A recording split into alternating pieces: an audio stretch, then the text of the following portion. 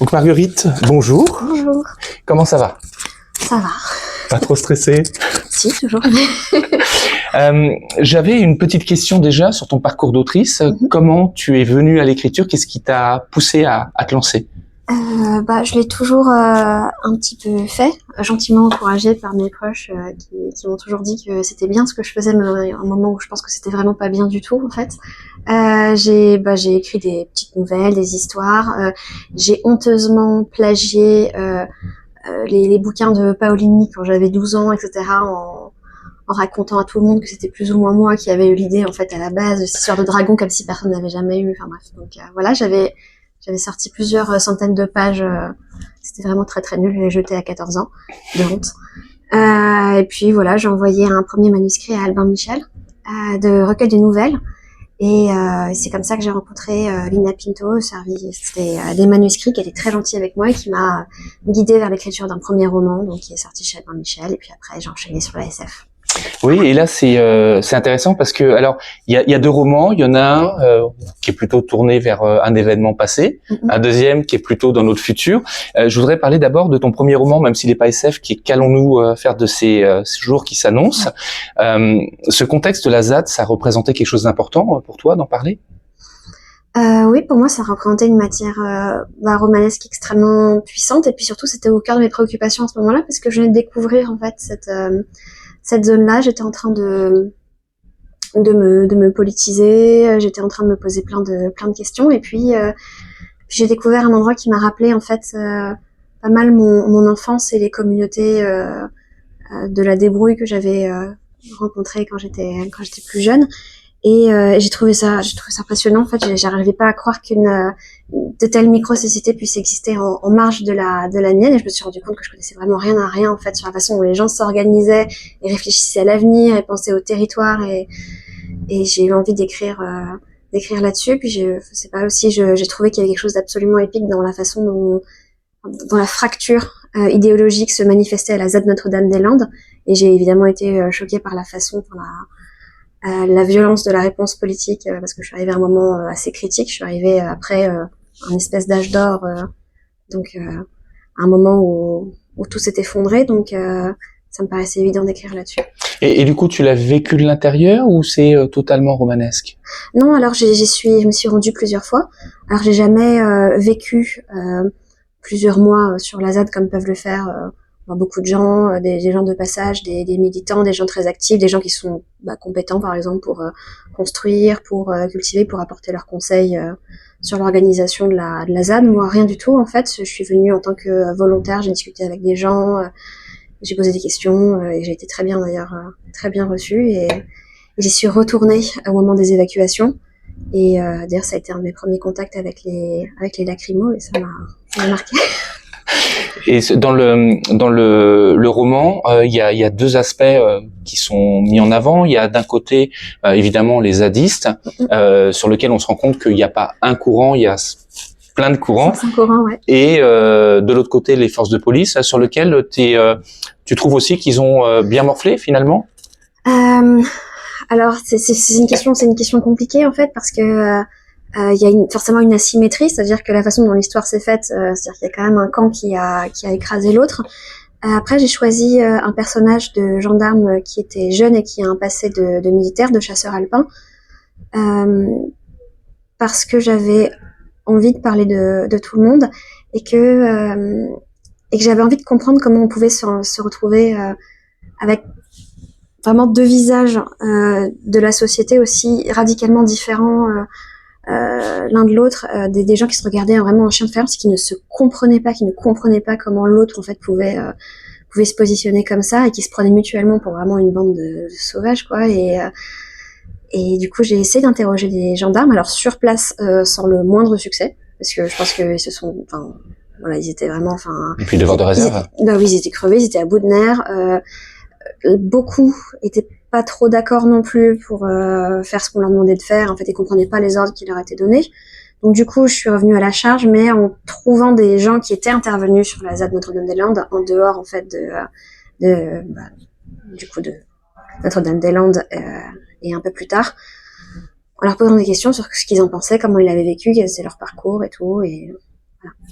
Et du coup, c'est intéressant. Alors moi, j'avais lu le roman en préparation de notre rencontre en avril, et du coup, deuxième roman totalement différent, toujours chez Albin Michel, Les Flibustiers de la mer chimique. Comment on twist, comment on bascule de l'un à l'autre ou pas d'ailleurs? Bah, j'ai pas eu l'impression de faire un twist. Alors c'était pas l'avis de mon éditrice, mais qui s'est un peu demandé ce que je faisais. Mais non, enfin moi j'ai l'impression de parler toujours plus ou moins des mêmes choses, c'est-à-dire des gens et de leur réaction face à la catastrophe, face à l'avenir. Moi j'essaie de parler des réactions imprévues des gens. J'aime bien quand les gens ont des réponses loufoques à des problèmes qui pourraient se poser à tout le monde en fait. Donc qu'il s'agisse de fin du monde ou d'ailleurs dans les deux cas c'est un peu la fin du monde en fait. L'évacuation de la ZAD Notre-Dame-des-Landes, ça avait une tronche de fin du monde. Il y avait des gens qui criaient, qui couraient, de la brume et des lacrymos qui se mélangeaient, des choses effondrées, des gens qui pleuraient. Enfin c'était un peu la fin du monde et la fin de beaucoup d'idées qui ont été tuées dans l'œuf, ce qui est exactement la même chose que l'apocalypse dont je parle dans les Flibs. Enfin, je les appelle les Flibs. Oui, oui. C'est-à-dire une humanité fauchée à un moment où elle est en train de se poser elle-même ses propres questions, les questions de son époque, et qui d'un coup se retrouve à nouveau confrontée à des questions basiques, genre comment est-ce qu'on va faire pour manger et pour survivre au lendemain, quoi. Et dans le même temps, donc on est sur un post-apo, mais c'est un post-apo. Je le trouvais relativement drôle finalement. Est-ce qu'on peut avoir une fin du monde heureuse? Je pense que oui. Enfin, je pense en fait, moi, je voulais explorer un peu la dimension ludique, en fait, de la fin du monde. C'est pas très responsable comme position, mais en même temps, je pense qu'on a tous joué à ça. Enfin, je veux dire, on a tous fantasmé l'apocalypse zombie, comment moi je m'en sortirais, comment je m'organiserais. Il y a cette espèce de côté, on montrait nos cabanes dans les arbres, j'aurais que mes meilleurs copains avec moi, on s'organiserait, on prendrait des rôles. Il y a ce côté jeu de rôle, ce côté optimisation, micro-société, ce côté coup de pied à un formulaire, on peut recommencer depuis le début et on ferait tout mieux qu'avant et tout. Et il y a un côté jubilatoire là-dedans que je voulais un peu mettre en avant. Oui, qu'on traite les pauvres poulpes avec, ils sont quand même bien toxicaux. Ah oui, ça oui, il y a des victimes collatérales comme dans tout. Il y a beaucoup de victimes collatérales dans les films. Et oui, il y a beaucoup de frics aussi. Oui, il y a même que ça. Oui, c'est la revanche des frics. Et dans ce monde que tu as créé, alors on a deux zones d'influence, mais on se dit que peut-être qu'il y en a d'autres ailleurs. Mais là, on voit principalement Rome et ce sous-marin. Et finalement, dans les deux cas, on est sur une forme de dictature, d'autocratie.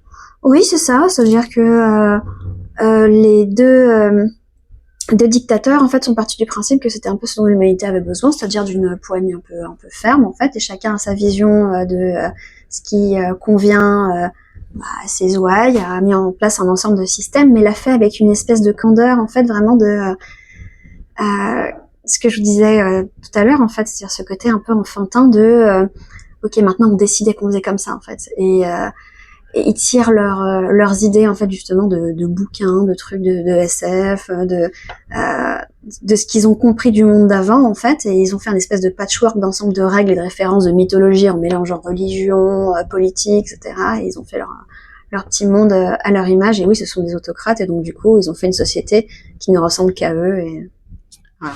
Et avec une vraie question sur la transmission du savoir et de la connaissance. C'est ça.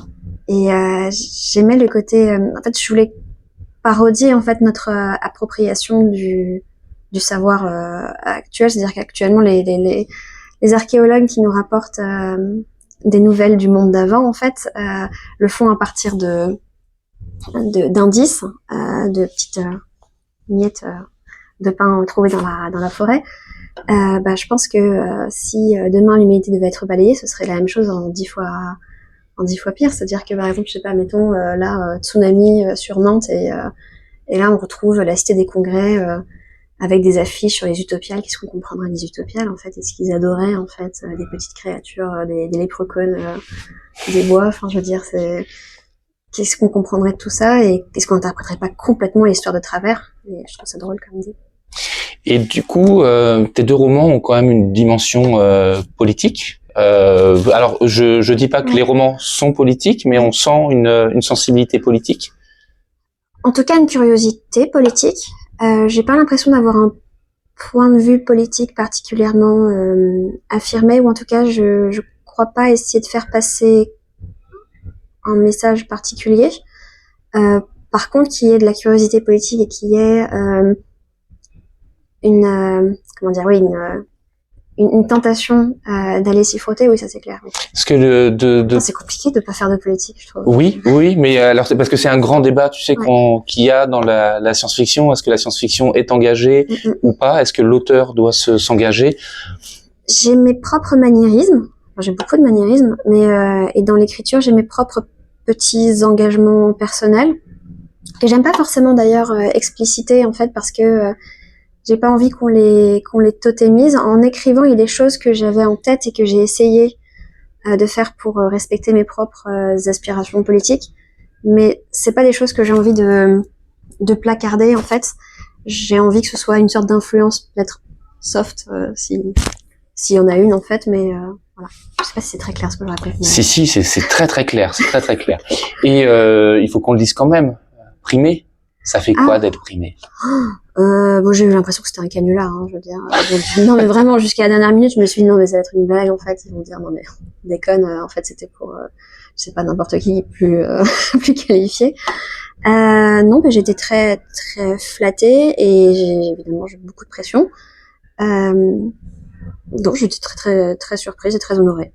Et du coup, la question qui vient naturellement, c'est quoi la suite en termes d'écriture? Et est-ce que ça te met une pression justement pour le prochain? Ah oui, ça m'a littéralement fait un blocage monstrueux je me suis dit mince, j'ai fait quelque chose, j'ai pas vraiment compris comment je l'avais fait, je l'avais pas planifié, je l'avais pas calculé. Là maintenant, il va falloir que je reproduise quelque chose de similaire en fait, et j'ai eu l'impression dans les mois qui suivaient, quand j'écrivais, d'être en train de me parodier moi-même, ce qui était un sentiment de dissonance très très désagréable.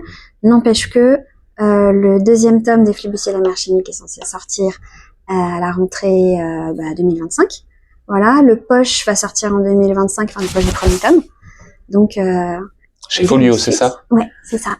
Ça c'est bien d'avoir le format Poche. Ouais, je suis contente parce que je sais que les livres sont chers, qu'on est en pleine, enfin, on va parler politique, mais en pleine inflation, et je sais que y a des gens qui sont venus me voir en me disant ça a l'air sympa, mais j'ai pas les moyens en fait de prendre 3 livres comme ça par mois, c'est pas bon. D'accord. Je trouve ça bien que ce soit plus accessible. Et qu'est-ce que je peux te souhaiter avant que tu rejoignes ta table ronde? Une fois que j'ai fini le deuxième tome des Flibustiers, d'enchaîner directement sur le manuscrit de Blanche que je suis en train de terminer en fait, et d'expédier ça pour pouvoir repartir sur un nouveau projet. D'accord, merci beaucoup. Merci à vous.